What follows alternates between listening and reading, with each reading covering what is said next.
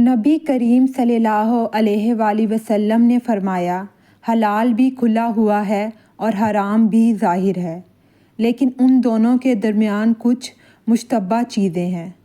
پس جو شخص ان چیزوں کو چھوڑے جن کے گناہ ہونے یا نہ ہونے میں شبہ ہے، وہ ان چیزوں کو تو ضروری ہی چھوڑ دے گا جن کا گناہ ہونا ظاہر ہے، لیکن جو شخص شبہ کی چیزوں کے کرنے کی جرات کرے گا تو قریب ہے کہ وہ ان گناہوں میں بھی مبتلا ہو جائے جو بالکل واضح طور پر گناہ ہیں۔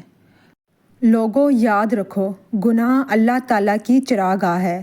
جو جانور بھی چراگاہ کے ارد گرد چرے گا، اس کا چراگاہ کے اندر چلا جانا غیر ممکن نہیں۔ ویڈیو اچھی لگی ہو تو please like, share and subscribe to my channel. شکریہ۔